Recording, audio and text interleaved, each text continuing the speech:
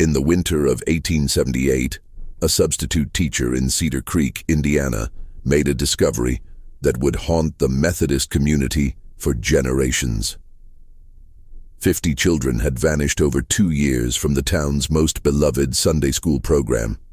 Children whose names appeared in attendance records, but whose families had seemingly forgotten they ever existed. What she found hidden beneath the church floorboards would reveal a horror so systematic that local authorities suppressed the evidence for decades. Tonight, we uncover the truth about Cedar Creek's most protected secret.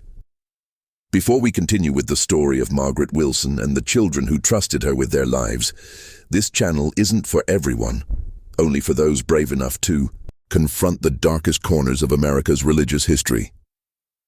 If you're ready to hear stories that few channels dare to tell, hit that subscribe button and let me know in the comments what state you're listening from. Do you have the courage to discover what really happened in that Methodist church basement? The investigation that followed would expose not just individual evil, but an entire community's willingness to look away when faced with inconvenient truths, and a criminal network that had been operating across the Midwest for over a decade. Cedar Creek sat in the heart of Indiana's coal country, where Methodist faith ran as deep as the mine shafts that honeycombed the earth beneath. By 1876, the town boasted nearly 3,000 souls, most of them God-fearing families drawn by promises of steady work in the expanding rail yards and coal operations that connected Indiana's resources to Chicago's hungry markets. The Baltimore and Ohio Railroad had reached Cedar Creek in 1871, transforming what had been a sleepy farming community into a bustling hub of commerce and industry. The town's rapid growth brought challenges that tested the social fabric of traditional, rural life. Irish and German immigrants arrived weekly, seeking work in the mines and rail yards, their Catholic and Lutheran faiths creating tensions with the established Protestant majority. Methodist, Baptist, and Presbyterian congregations competed not just for souls, but for social influence in a community where religious affiliation often determined business opportunities and social standing. The First Methodist Church stood as the community's crown jewel, a magnificent structure of Indiana limestone with twin bell towers that could be heard for miles across the rolling farmland. Completed in 1874 with donations from prosperous merchants and mine owners, the building represented Methodist aspirations to cultural leadership in the rapidly changing town. Its Gothic Revival architecture, stained glass windows imported from Cincinnati, and steam heating system marked it as the most modern religious facility in Hamilton County. Sunday mornings in Cedar Creek meant packed pews and children's voices raised in hymn, but it was the church's Sunday school program that truly set First Methodist apart from neighboring congregations. Under the leadership of teacher Margaret Wilson, a stern-faced woman of 42 who'd arrived from Pennsylvania 5 years prior, the program had grown from a handful of local children to over 200 participants from surrounding counties. Parents brought their children from as far as 20 miles away, enduring difficult wagon rides over muddy roads to participate in what had become legendary throughout central Indiana. Margaret Wilson commanded respect through a combination of biblical knowledge, unwavering discipline, and an apparent gift for transforming even the most unruly children into model citizens. Her background teaching in Philadelphia's industrial schools had given her experience with children from diverse backgrounds, and she seemed to possess an intuitive understanding of how to reach young minds, regardless of their family circumstances or natural abilities. Her assistant, Sarah Coleman, a soft-spoken woman of 38 who'd never married, seemed to possess an almost magical ability to calm even the most restless child with her gentle voice and patient manner. Sarah had joined the program 2 years after Margaret's arrival, coming from a Methodist mission in Cincinnati, where she'd worked with orphaned children. Her references were impeccable, and her dedication to the children's welfare appeared absolute. Together they were supervised by Robert Hayes, a prosperous businessman in his 50s who donated generously to expand the church's educational facilities. Hayes owned interests in 3 coal mines, 2 grain elevators, and the town's largest general store. His appointment to the church board had been unanimous, and his financial contributions had funded not just building improvements, but also the innovative educational programs that were drawing families from across the region. What made Cedar Creek's Sunday school legendary throughout Hamilton County were the special biblical excursions, educational trips that combined scripture study with visits to historical sites across Indiana and neighboring states.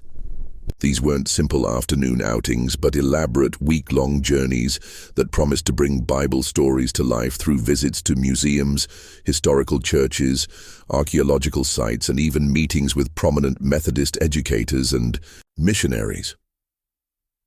The program's reputation had grown through word of mouth and occasional articles in Methodist publications that praised Cedar Creek's innovative approach to religious education. Parents throughout the region competed to have their children selected for these prestigious expeditions, which were presented as once-in-a-lifetime opportunities for young minds to expand beyond the limitations of rural life. The Methodist denomination's emphasis on education and social improvement made such programs not just acceptable, but celebrated throughout Protestant America. Since John Wesley's founding principles had emphasized the importance of learning and personal development, Methodist churches were expected to provide educational opportunities that went beyond simple Bible study. In an era when most children received minimal formal schooling, the promise of educational travel represented an extraordinary opportunity for families of modest means. Margaret Wilson's reputation for transforming wayward children into model citizens only added to the program's appeal.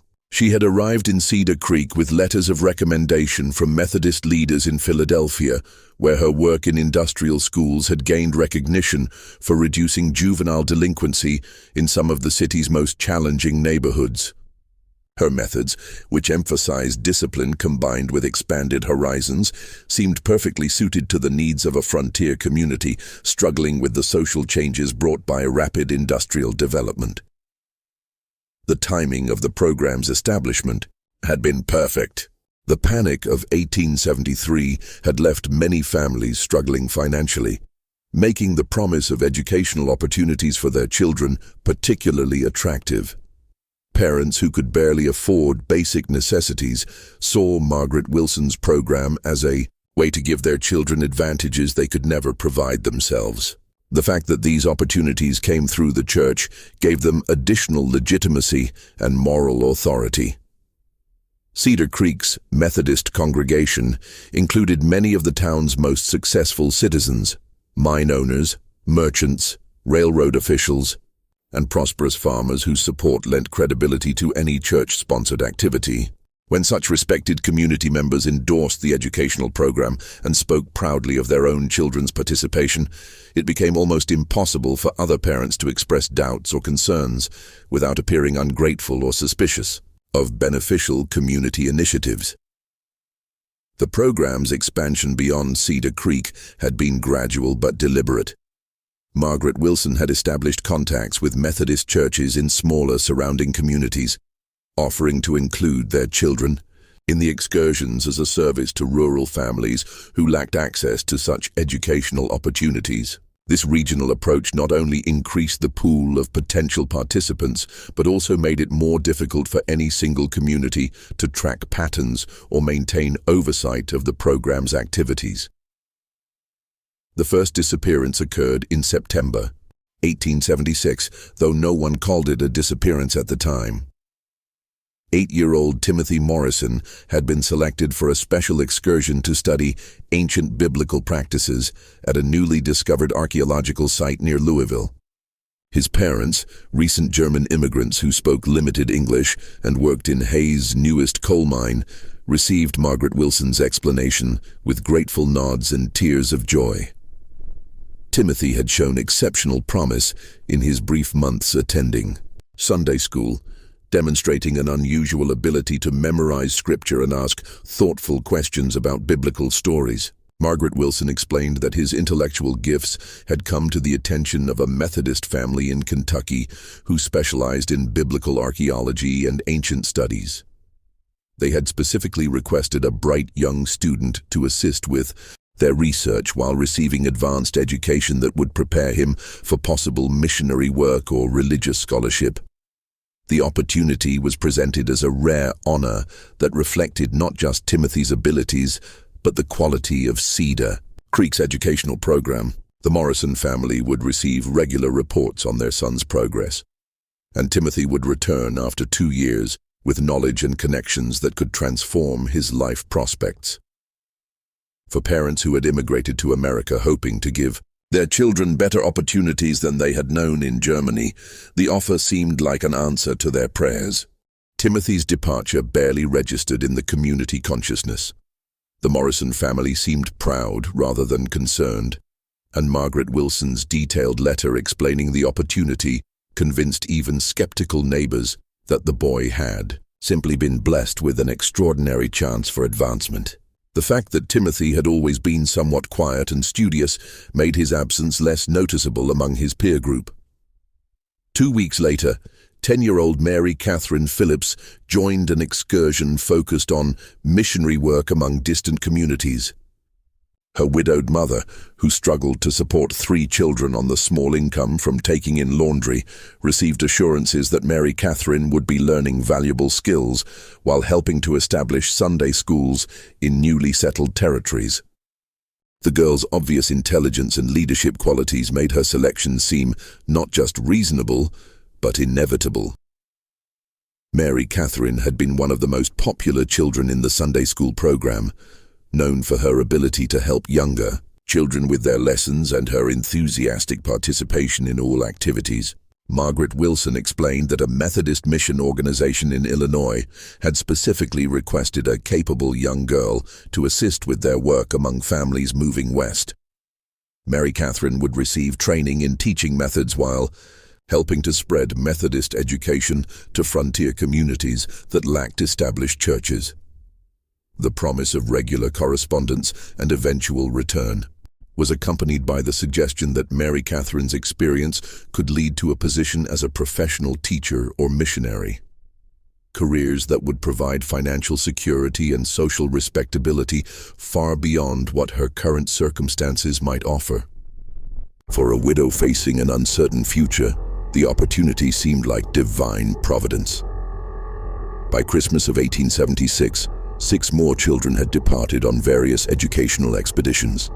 Each departure followed the same careful pattern, selection based on demonstrated merit, detailed explanations of educational opportunities, promises of correspondence that somehow never quite materialized, and reassurances that any lack of communication simply reflected the children's deep immersion in their studies.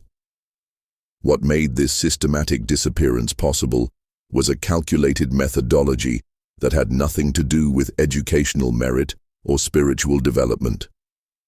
The genius of Margaret Wilson's system lay in its exploitation of parental aspirations and social expectations. In a community where educational opportunity was scarce and upward mobility rare, the chance for a child to advance through church connections represented a family's greatest hope. To question such opportunities would have seemed not just ungrateful, but potentially damaging to other children's prospects within the program. As Ellen Hartwell would later discover, the selection of children for the excursions followed a calculated methodology that had nothing to do with educational merit or spiritual development. Margaret Wilson and Sarah Coleman had developed a systematic approach to identifying the most vulnerable and valuable candidates for their criminal enterprise. Their primary criteria focused on family circumstances that would make disappearances less likely to trigger immediate investigation. Children from immigrant families were preferred because language barriers and cultural differences made parents less likely to question authority figures or navigate complex inquiries about their children's whereabouts. Recent arrivals to the community were particularly valuable because they lacked established social networks that might notice and investigate unexplained absences. Economic desperation played a crucial role in the selection process. Families struggling financially were more likely to be grateful for opportunities and less likely to ask difficult questions that might jeopardize their children's apparent good fortune. Widowed mothers, large families with limited resources, and parents working in dangerous occupations that could leave children orphaned at any time were all considered ideal candidates. The children themselves were evaluated based on their potential. Market value in the criminal networks that Margaret Wilson had cultivated over years of careful development.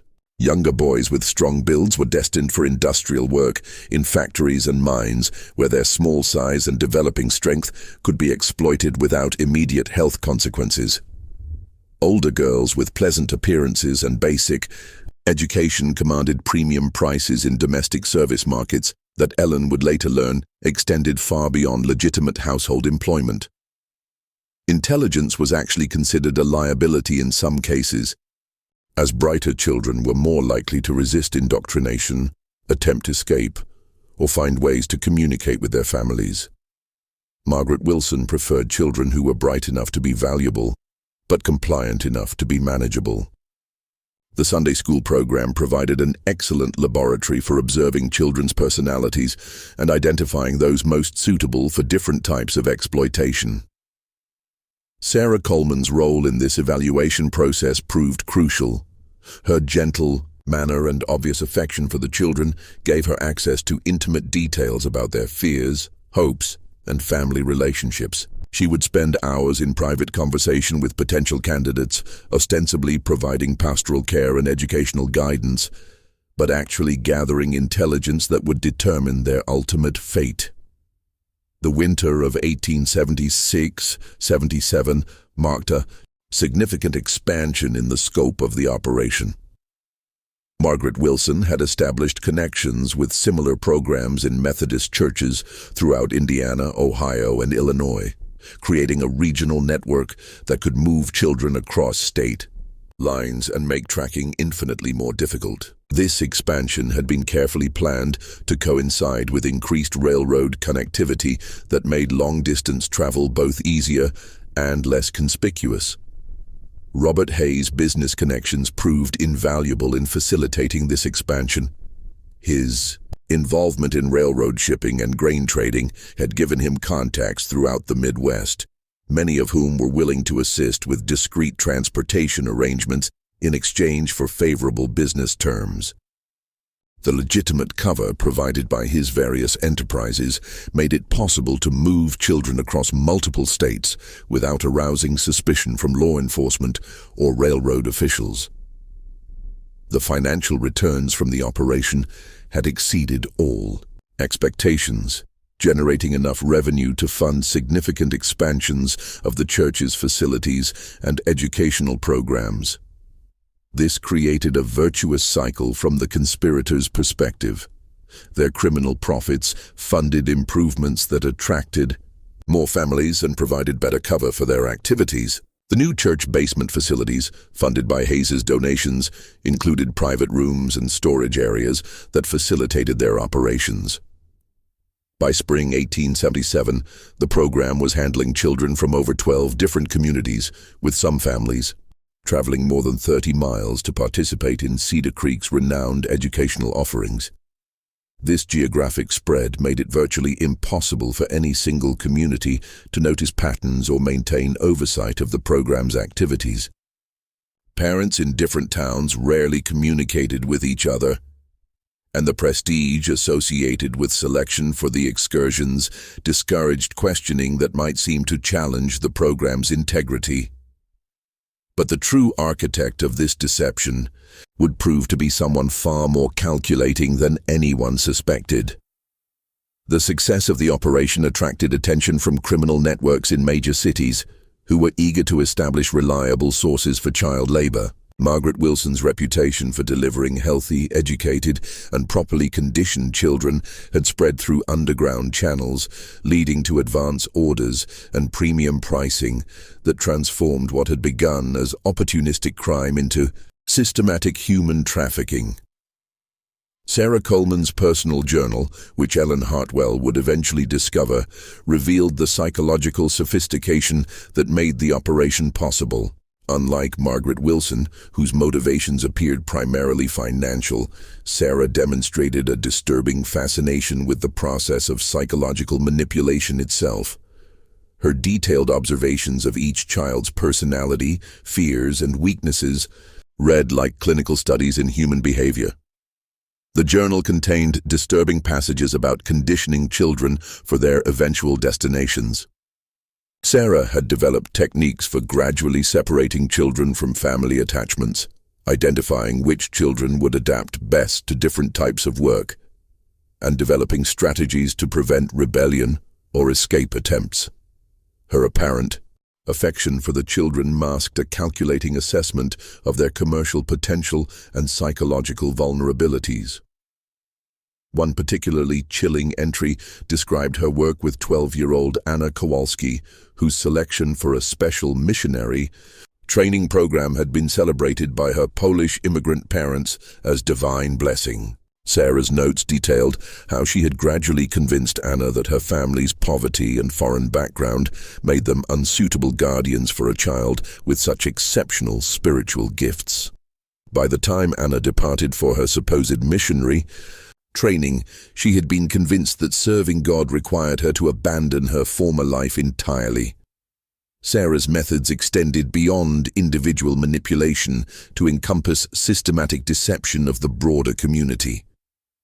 She had crafted a carefully managed correspondence system that created the illusion of ongoing contact with departed children while actually providing no genuine communication at all. Parents received periodic updates written in Sarah's hand, but supposedly dictated by their children, describing progress in their studies and expressing gratitude for the opportunities they were receiving. These fabricated letters served multiple purposes. They reassured parents and prevented persistent inquiries that might lead to investigation. They provided seemingly innocent explanations for the children's continued absence and apparent reluctance to return home. Most importantly, they created a paper trail that could be used to justify the program's activities if questions were ever raised by outside authorities. The sophistication of Sarah's psychological manipulation extended to her relationships with other adults in the community. She had identified key individuals whose support was crucial for maintaining the program's reputation and had developed specific strategies for managing each relationship. Her journal contained detailed profiles of community leaders, noting their personal ambitions, family vulnerabilities, and business interests that could be leveraged to maintain their cooperation. In January 1878, tragedy struck the regular teaching staff when Sarah Coleman fell ill with what the local doctor diagnosed as consumption. The timing was particularly unfortunate, as the program was preparing for its most ambitious series of excursions yet. A coordinated effort that would place nearly 30 children in various locations across the Midwest before the spring planting season made travel more difficult. Sarah's illness created a crisis for the operation. Her intimate knowledge of each child's psychological profile and her carefully cultivated relationships with parents made her irreplaceable in the short term. Margaret Wilson found herself overwhelmed by administrative duties that had previously been shared, while Robert Hayes pressured her to maintain the program's schedule despite the staffing shortage. The church board's decision to hire 24-year-old Ellen Hartwell as a temporary replacement was based primarily on her recent graduation from the Indiana State Normal School and her impressive credentials as a trained educator. What the conspirators failed to anticipate was that Ellen's professional training had taught her the importance of detailed record-keeping and systematic educational assessment, skills that would prove fatal to their carefully constructed deception. Ellen had grown up in a Methodist family in southern Indiana, where her father served as a circuit preacher and her mother taught in various church schools. Her decision to pursue formal education training had been motivated by a desire to improve the quality of religious education available to rural children. She arrived in Cedar Creek with genuine enthusiasm for the program's apparent innovations and high reputation throughout the Methodist community. However, Ellen's professional training would soon lead her to notice discrepancies that others had overlooked. Her first weeks in the position seemed to confirm everything she had heard about the program's quality and effectiveness. The children who remained in regular attendance were indeed well-behaved, knowledgeable about scripture, and enthusiastic about their studies. The facilities were modern and well-equipped, and the community support for the program was evident in both financial contributions and parental participation. But Ellen's professional training had taught her to look beyond surface appearances and evaluate educational programs based on measurable outcomes and systematic documentation. Her requests to review assessment records, correspondence files, and long-term tracking data were initially deflected by Margaret Wilson with explanations about the unique nature of their program and the confidential relationships they maintained with host families. Ellen's first serious concerns arose when she attempted to prepare lesson plans that would build upon the previous year's curriculum.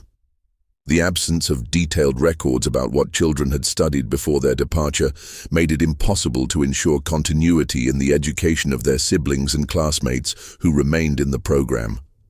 When she raised these concerns with Margaret Wilson, she was told that the departed children's studies had been so specialized that their curriculum bore little relationship to the regular Sunday school program. More troubling still, when Ellen casually mentioned some of the missing children in conversations with longtime church members, she was met with confused looks and vague responses. It was as if the community had collectively forgotten these young souls had ever existed. Parents who had once proudly spoken of their children's educational opportunities now seemed reluctant to discuss the subject at all, changing the conversation when Ellen attempted to ask about letters or updates from their absent children. Ellen's professional training had included instruction in recognizing signs of educational fraud and institutional abuse, problems that were becoming increasingly common as demand for educational services outpaced the supply of qualified providers. The pattern she observed in Cedar Creek matched several warning signs she had been taught to identify: vague record-keeping, reluctance to provide documentation, defensive responses to reasonable questions, and systematic isolation of program participants from outside oversight. Her first direct confrontation with Margaret Wilson came in February 1878. Ellen had prepared a letter to send to the families hosting the children on extended excursions, hoping to establish correspondence between the young students and their former classmates. Such communication was standard practice in legitimate educational exchange programs and served important purposes in maintaining emotional connections and assessing student progress. Margaret's reaction was swift and severe. Such contact would disrupt the children's studies and potentially undermine their host's authority. The families hosting the children had specifically requested minimal outside interference to allow the students to fully immerse themselves in their new educational environments. Ellen was forbidden from any communication regarding the absent students and warned that further interference could jeopardize her position and the program's carefully cultivated relationships. The substitute teacher's suspicions deepened when she discovered that none of the churches or educational institutions supposedly hosting the children had ever heard of the Cedar Creek program. Letters sent to Methodist congregations in cities where children had reportedly been placed returned with polite but confused responses. No one had any record of Cedar Creek students or educational exchanges. Ellen's investigation took a crucial turn when she began examining the financial records associated with the educational program. As a trained educator, she understood that legitimate educational exchanges typically involved detailed financial arrangements, insurance considerations, and contractual agreements between participating institutions. The absence of such documentation in Cedar Creek's files seemed increasingly suspicious. Robert Hayes's role in financing the program had always been presented as straightforward philanthropy. a successful businessman supporting community education through generous donations. But Ellen's examination of church financial records revealed a more complex pattern of transactions that seemed inconsistent with simple charitable giving. Large sums of money moved in and out of program accounts with no clear documentation of their purpose or destination. More troubling still were the personal financial changes Ellen observed in the program's leadership. Margaret Wilson had purchased substantial property in Cedar Creek and was reportedly considering investments in California real estate. Sarah Coleman, despite her modest teacher's salary, had accumulated enough savings to afford extended medical treatment in Chicago. Robert Hayes had expanded his business operations significantly, opening new stores in neighboring towns and purchasing additional mining interests. The collective wealth accumulation among the program's leadership seemed far beyond what their legitimate incomes could support. Ellen's father's experience as a circuit preacher had given her familiarity with the typical financial circumstances of Methodist educators and church officials. The prosperity displayed by Cedar Creek's educational leadership was unprecedented in her experience and inconsistent with their supposed dedication to humble service. Ellen's growing unease reached a breaking point when she overheard a conversation between Margaret Wilson and Robert Hayes in the church basement following a Wednesday evening service. Their hushed tones and frequent references to shipments, accounts, and contacts in Chicago seemed entirely inconsistent with educational programming. The fragments of conversation she caught suggested coordination of transportation, discussion of prices, and concerns about maintaining schedules that sounded more like commercial transactions than educational planning. On the night of March 15th, 1878, Ellen Hartwell made a decision that would haunt her for the rest of her life. Using her key to the church educational wing, she entered the building long after evening services had concluded. The basement rooms that served as Sunday school classrooms during winter months held secrets she was determined to uncover, regardless of the personal risk or professional consequences. The church basement at night was a maze of shadows and strange sounds. The building's steam heating system created mysterious noises, and the winter wind rattled windows and doors throughout the structure. Ellen's single oil lamp provided barely enough light to navigate the familiar classrooms that seemed transformed and threatening in the darkness. Her hands shook as she began her systematic search of Margaret Wilson's private office. What she found beneath a loose floorboard in Margaret Wilson's private office defied every assumption about the woman's character and motives. A leather-bound ledger contained meticulous records spanning 2 full years, but these weren't educational records. They were business transactions documented with the precision of a commercial enterprise and the cold calculation of systematic exploitation. Each missing child was listed with their age, physical description, family background, and what Ellen gradually realized were sales prices. Timothy Morrison, age 8, sturdy build, docile temperament, German family, limited English, had been sold for $85 to what the ledger cryptically referred to as Chicago textile interests. Mary Catherine Phillips, described as age 10, intelligent, leadership qualities, widowed mother, financially desperate, commanded $120 from Louisville Domestic Services. The entries grew more horrific as Ellen read deeper into the ledger. Children were categorized by their perceived value in different markets. Younger boys went to factories and mines where their small size and developing strength could be exploited. Older girls to domestic service that Ellen feared meant something far worse than legitimate housework. The ledger contained addresses in Chicago, Louisville, Cincinnati, and St. Louis, along with coded references to contacts who could arrange transportation and provide documentation. Most chilling of all were the financial summaries. Over 2 years, Margaret Wilson, Sarah Coleman, and Robert Hayes had generated over $4,000 in documented revenue from the systematic sale of children. More money than most Cedar Creek families would see in a lifetime. Additional notation suggested this represented only the recorded transactions, with hints of off-books arrangements that could have doubled or tripled their actual profits. The basement yielded additional evidence that painted an even darker picture of the operation's scope and sophistication.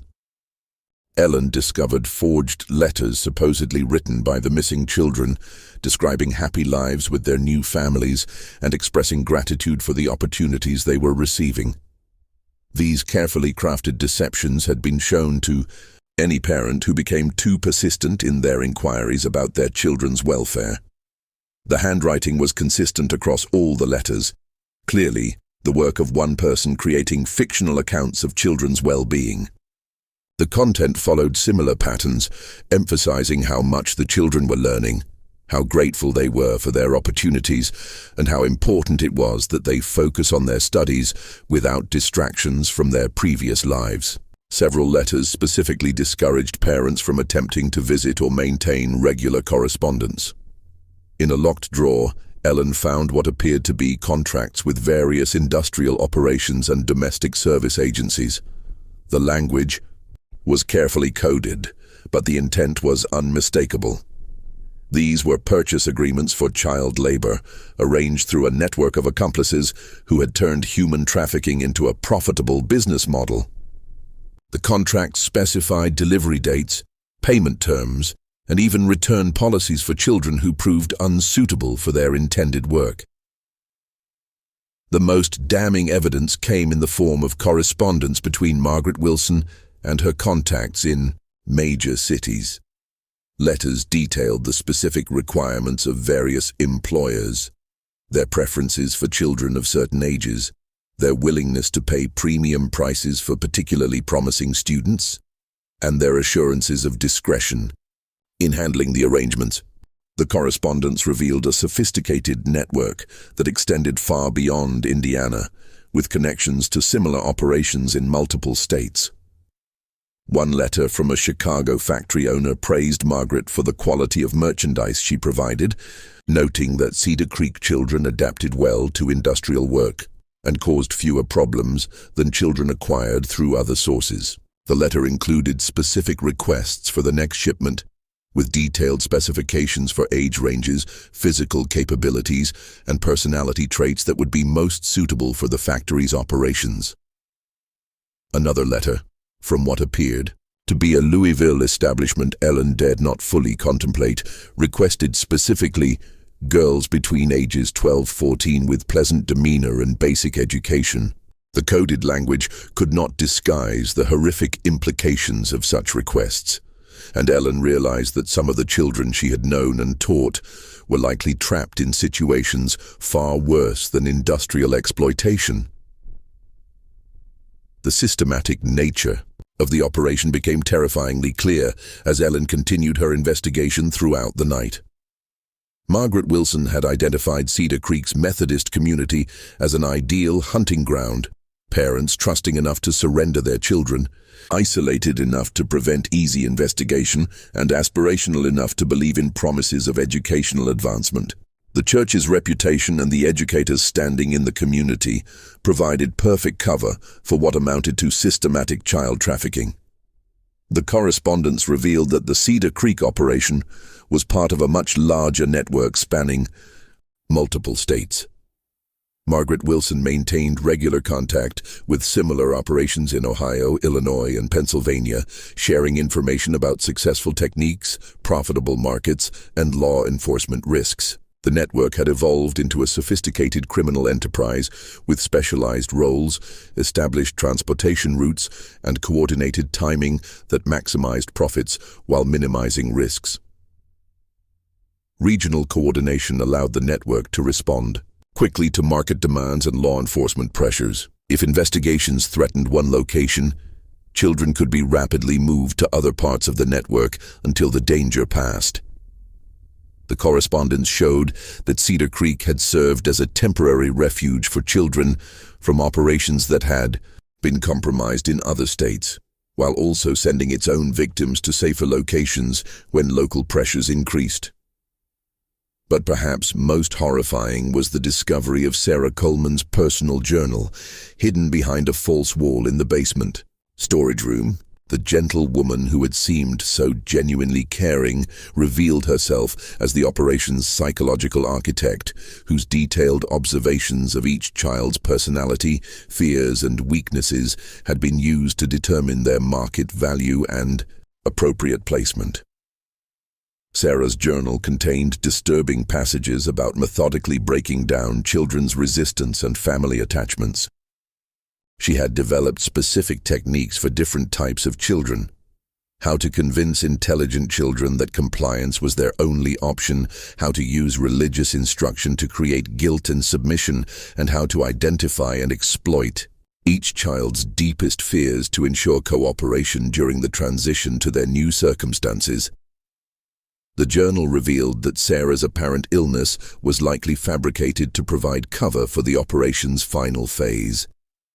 Her medical treatment in Chicago was actually coordination with network partners to complete the largest transaction in the operation's history, a bulk sale of over 30 children to various industrial and domestic operations throughout the Midwest.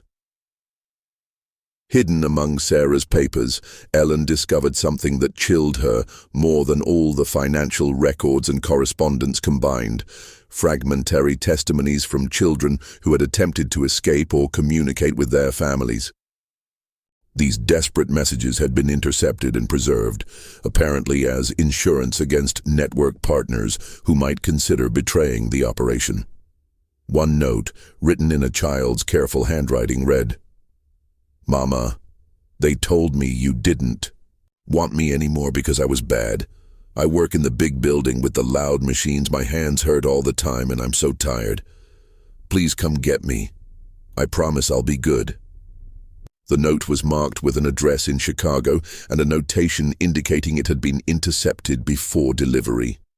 Another fragment, apparently torn from a larger letter, contained a girl's plea.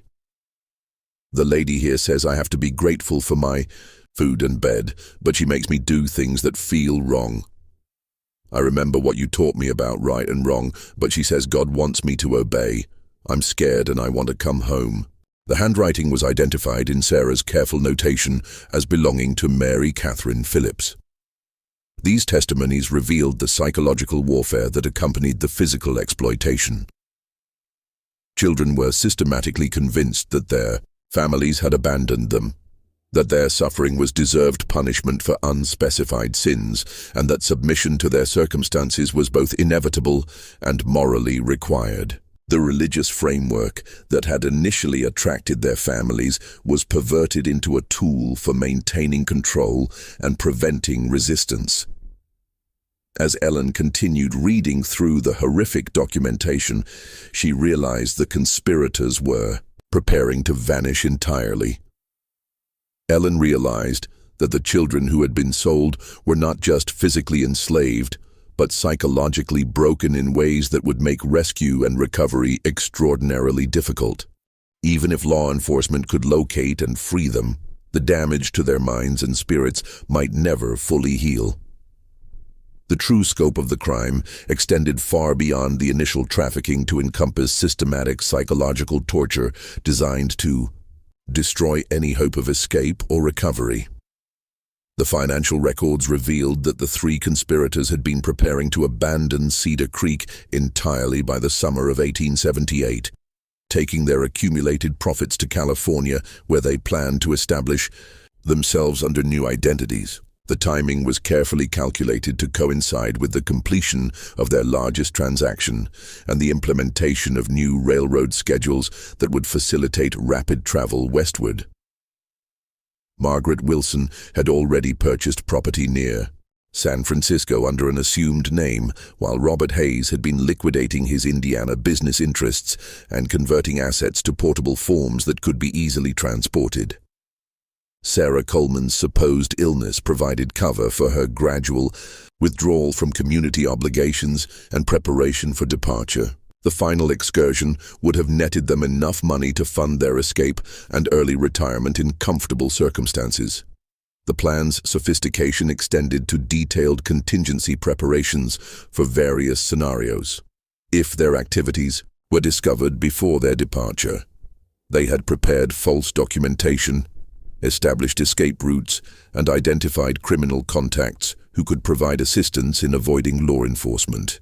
The correspondence showed they had even considered eliminating potential witnesses who might threaten their escape.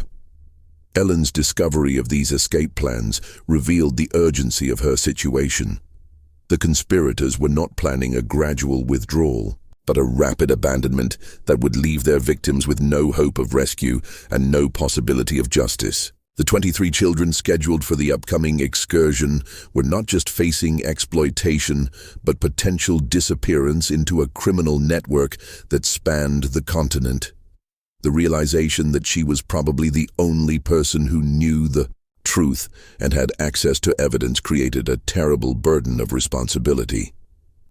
Any delay in acting could result in the permanent loss of nearly 24 more children, while premature action might allow the conspirators to escape justice and continue their operations elsewhere. Ellen faced an impossible choice between children's immediate safety and the broader goal of exposing the entire network.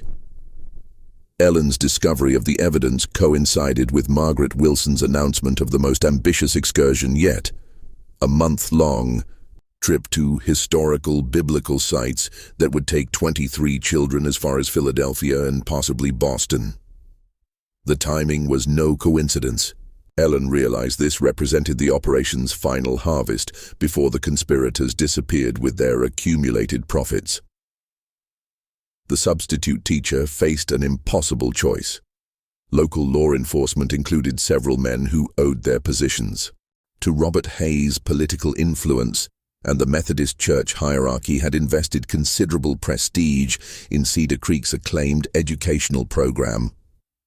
Any accusation against such respected community figures would be met with skepticism at best, and more likely with charges of slander that could destroy her career and credibility. The children selected for the upcoming excursion represented a cross-section of the community's most vulnerable families. Ellen recognized names she had come to know during her months in Cedar Creek. Bright, trusting students who had grown to love their classes and looked forward to what they believed would be the adventure of their lifetimes. She could not allow 23 more children to disappear into the nightmare she had uncovered. The decision to act came when Ellen realized that Sarah Coleman's supposed departure for medical treatment in Chicago was actually the beginning of the operation's final phase. The timing of her illness corresponded exactly with the preparation for the largest transaction in the network's history. If Ellen waited for more evidence or attempted to work through official channels, it would be too late to prevent the systematic destruction of an entire generation of Cedar Creek's children. On March 28, 1878, Ellen Hartwell broke into the church basement one final time. Not to gather evidence, but to steal it.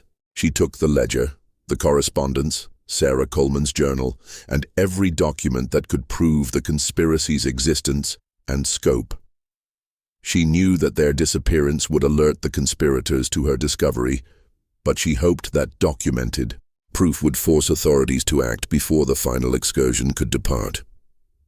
Her timing proved both fortunate and tragic. Margaret Wilson's immediate response to the missing evidence was to accelerate the final excursion, moving the departure date up by a full week and changing the announced destination to confuse any potential investigation.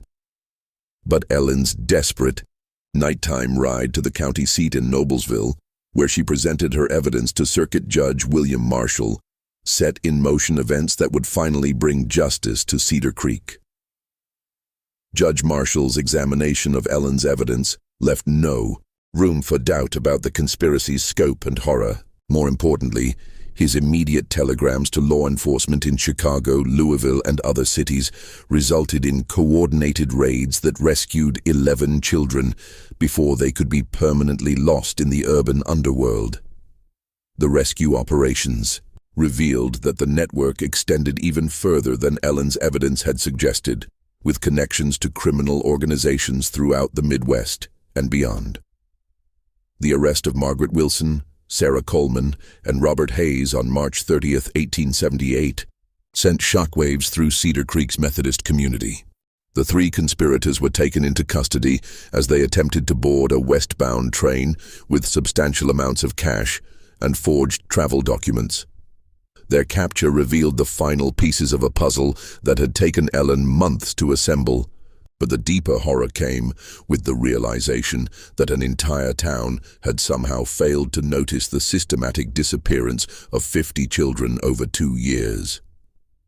The subsequent investigation revealed the psychological manipulation that had made such massive deception possible.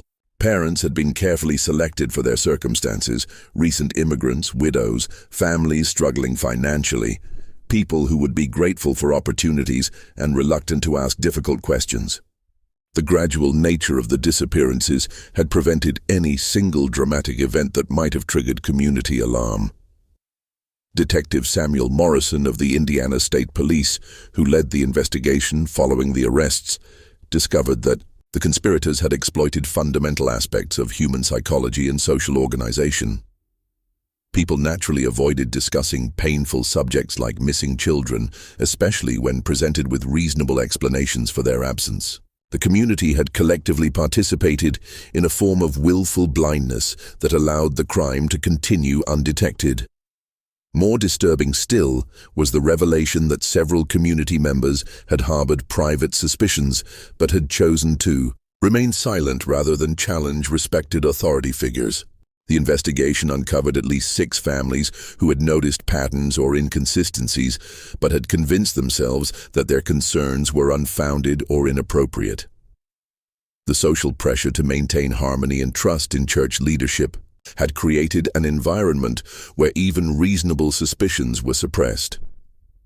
The Methodist Church hierarchy's response revealed institutional priorities that prioritized reputation over accountability. Rather than conducting a thorough investigation of how such crimes could have occurred under church auspices, denominational leaders focused on containing the scandal and minimizing damage to the church's public image.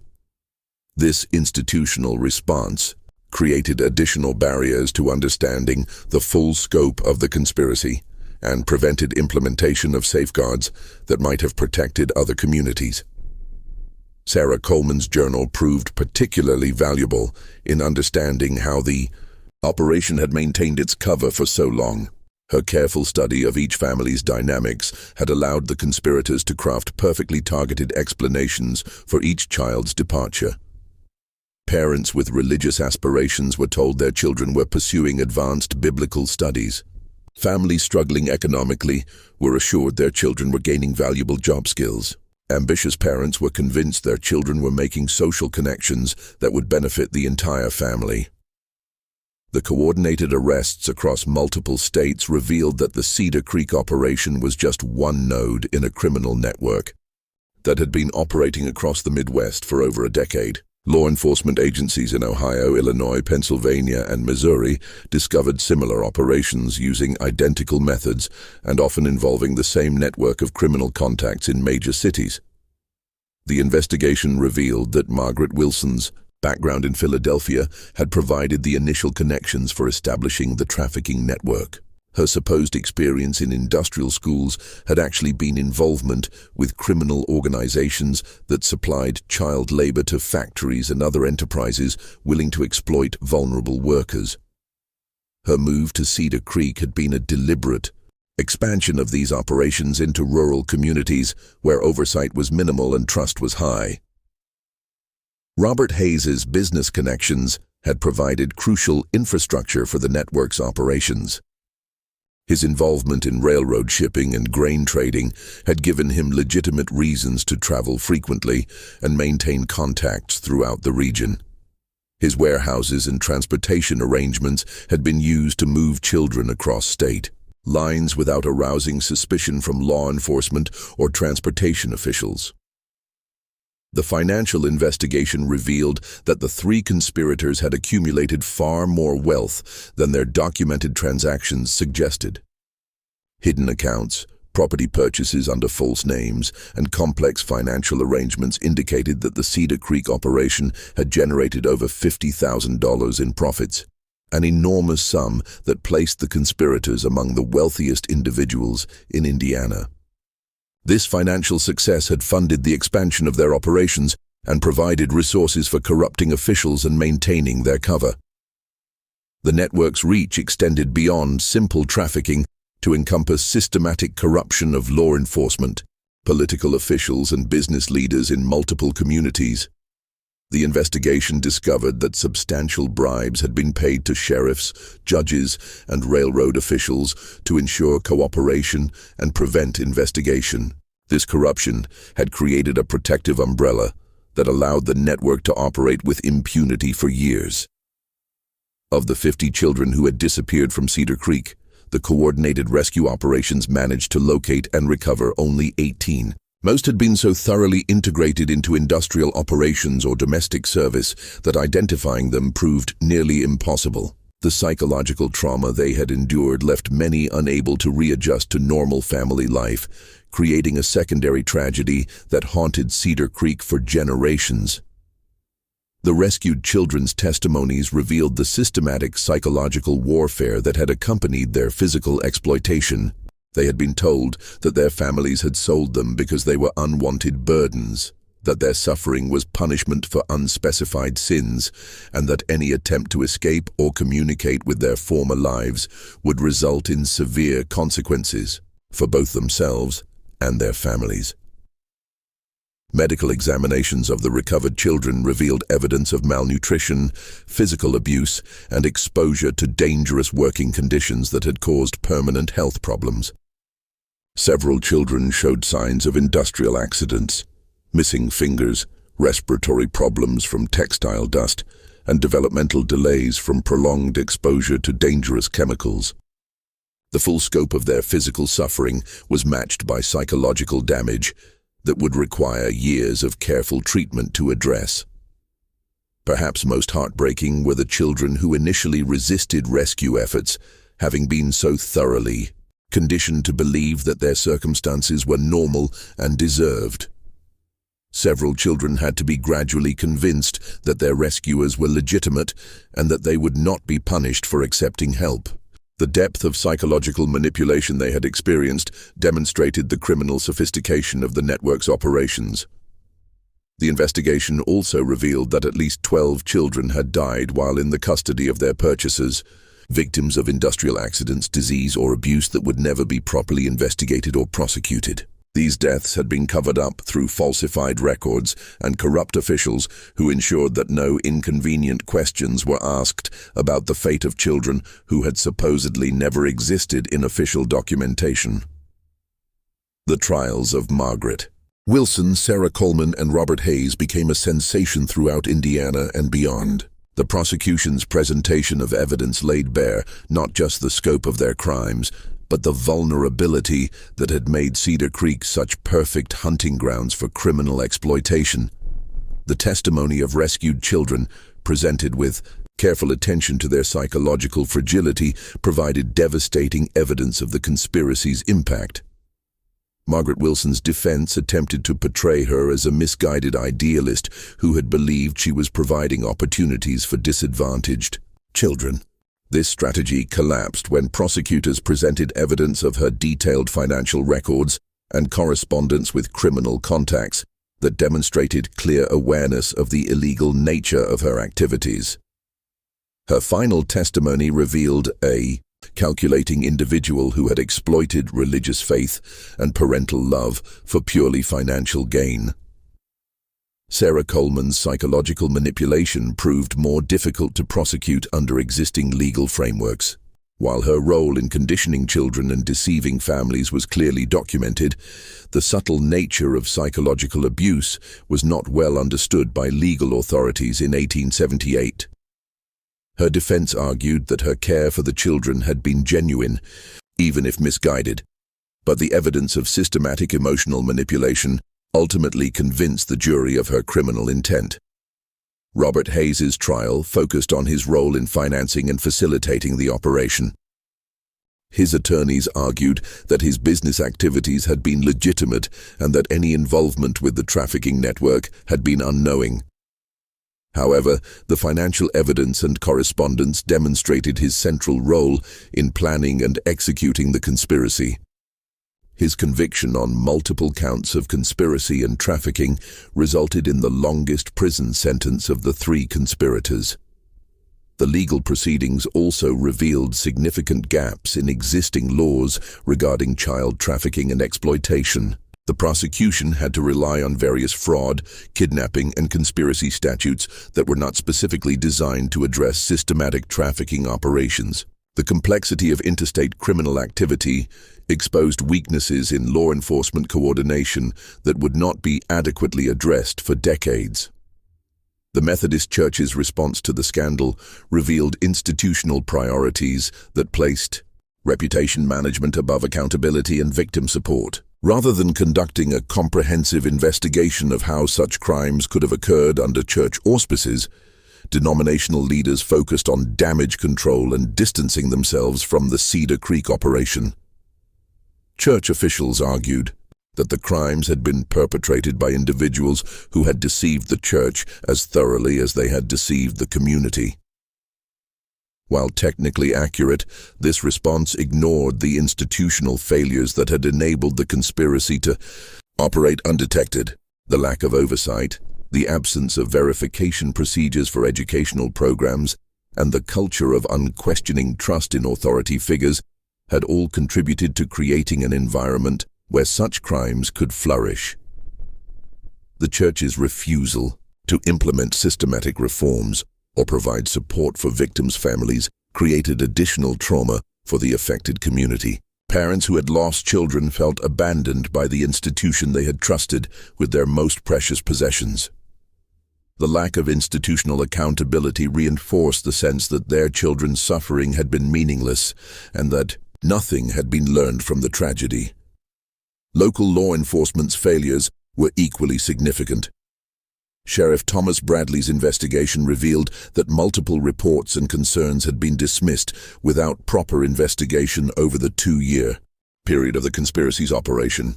The combination of political corruption, professional incompetence, and social pressure to avoid challenging respected community figures had created a perfect environment for criminal exploitation. The railroad companies whose infrastructure had been used to transport children across state lines also escaped accountability for their role in enabling the conspiracy. While their employees' cooperation had been purchased through bribes rather than corporate policy, the lack of oversight and verification procedures for passenger transportation had facilitated the trafficking operation. No significant changes in transportation security or verification procedures resulted from the investigation. Ellen Hartwell's role in exposing the conspiracy made her a hero to some and a pariah to others within the Cedar Creek community. Many residents blamed her for destroying the town's reputation and bringing unwanted attention to their community. The social pressure and hostility she faced in the aftermath of the trials made it impossible for her to continue living in Cedar Creek. The psychological burden of her discovery and its aftermath haunted Ellen for the rest of her life. She had saved 23 children from immediate trafficking, but could not save the 32 who had already disappeared into the criminal network. The knowledge that her earlier action might have prevented additional disappearances created a sense of guilt that no amount of rational analysis could eliminate. Ellen's professional career suffered significant damage from her involvement in the case.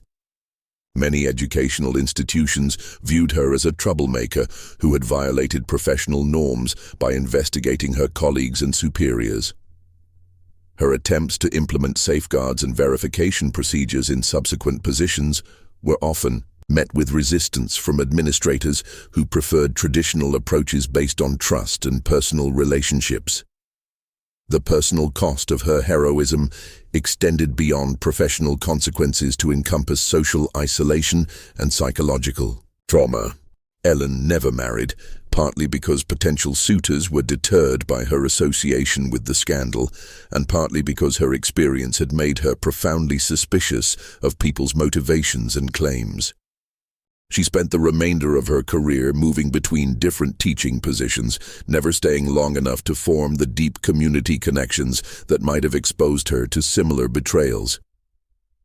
Despite these personal costs, Ellen continued to advocate for educational reforms and child protection measures throughout her career. Her writings and speeches emphasized the importance of institutional oversight, verification procedures, and systematic monitoring of educational programs. While her specific recommendations were rarely implemented during her lifetime, her advocacy contributed to gradual improvements in educational standards and child protection policies. The Cedar Creek scandal had lasting impacts that extended far beyond the immediate community. News coverage of the trials and investigation created national awareness of child trafficking issues and the vulnerability of rural communities to criminal exploitation. However, the lack of systematic follow-up and institutional reform limited the long-term benefits of this increased awareness. The Methodist denomination's handling of the scandal influenced denominational policies regarding educational programs and oversight procedures.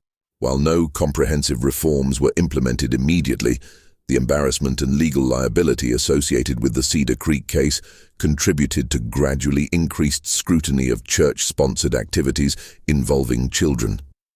These changes, while incremental, may have prevented similar large-scale operations in other Methodist communities. The financial impact on Cedar Creek was severe and long-lasting. The town's reputation as a safe and respectable community was permanently damaged, leading to reduced business investment and population decline. Many families who had lost children left the area entirely, unable to remain in a place associated with such profound trauma. The economic consequences of the scandal contributed to Cedar Creek's gradual decline from a prosperous industrial center to a struggling rural community. Law enforcement agencies in multiple states used the Cedar Creek case as a catalyst for improved coordination and information sharing. The investigation had revealed the inadequacy of state and local authorities in addressing interstate criminal activity. While significant improvements in law enforcement coordination would not occur until the early 20th century, the Cedar Creek case provided important precedents for federal involvement in interstate crimes.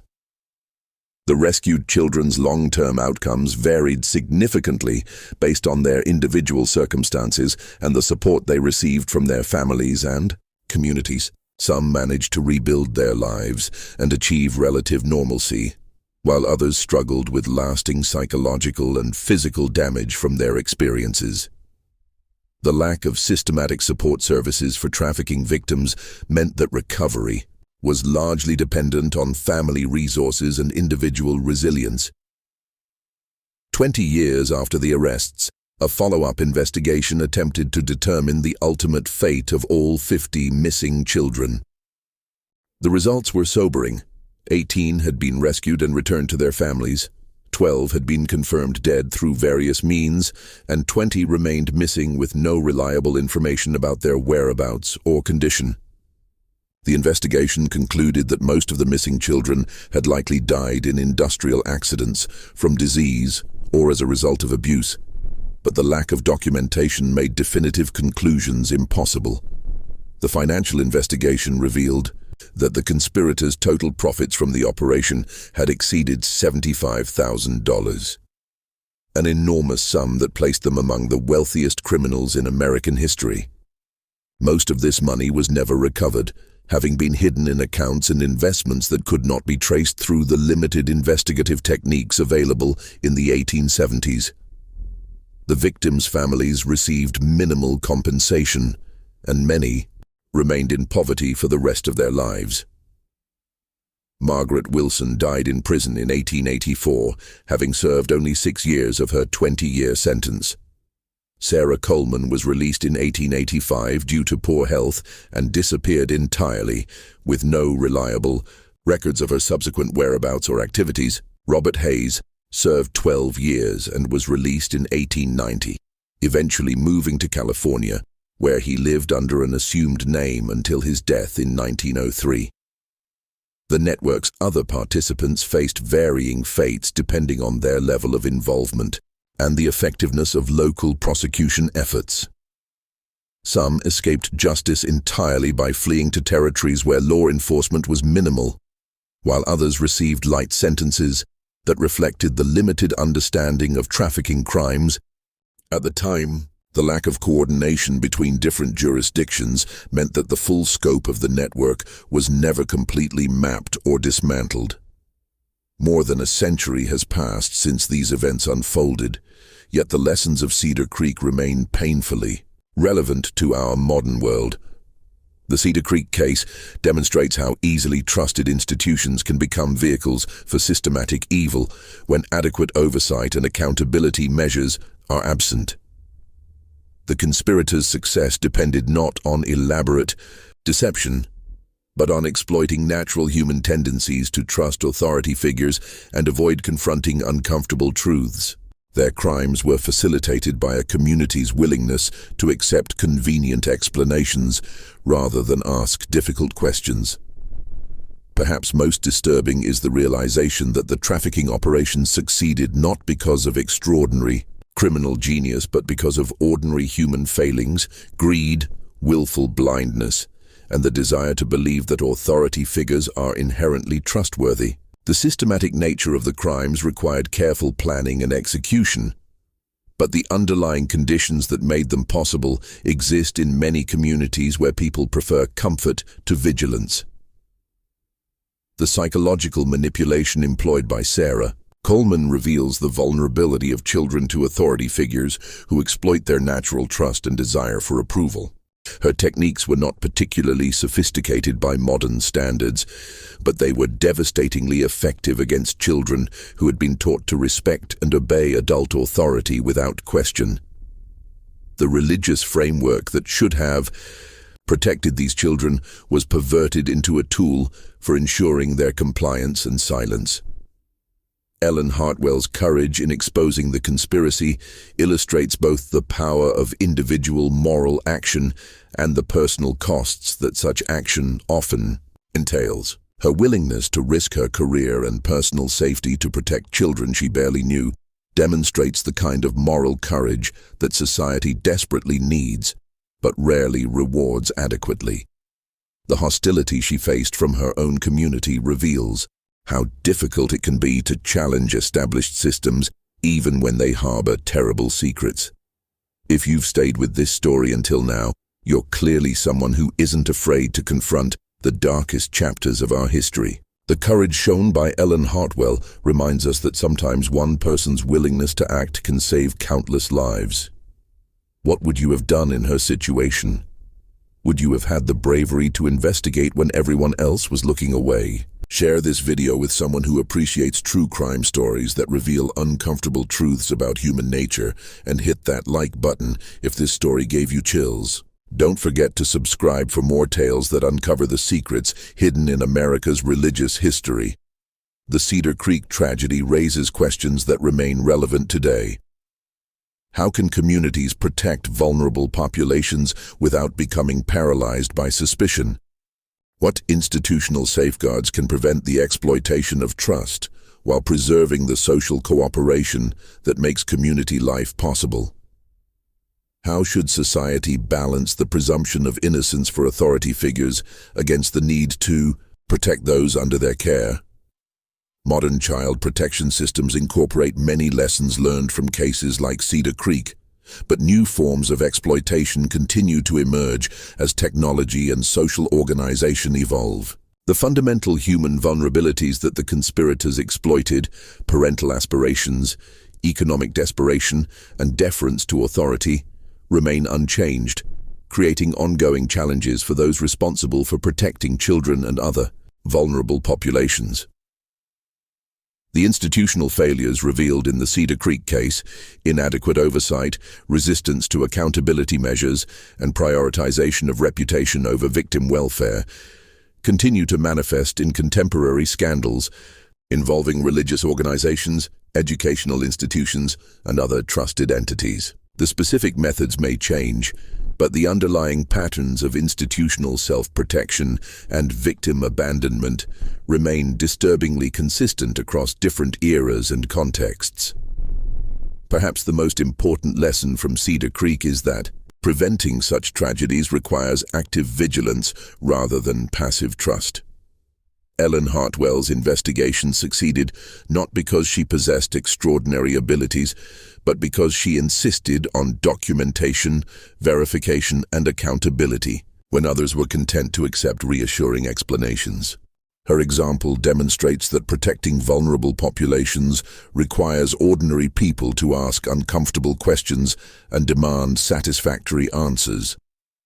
This mystery shows us how the most trusted institutions can harbor the darkest secrets and how easily we can become complicit in evil through our willingness to believe comfortable lies.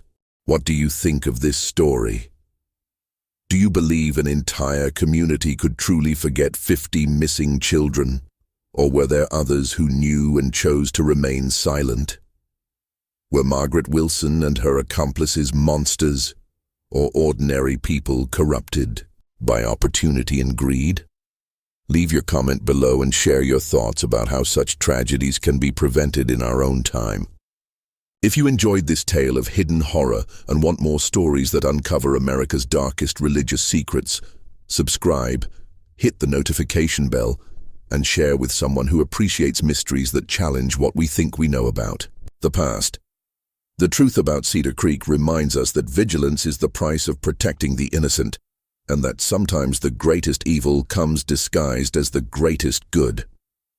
See you in the next video.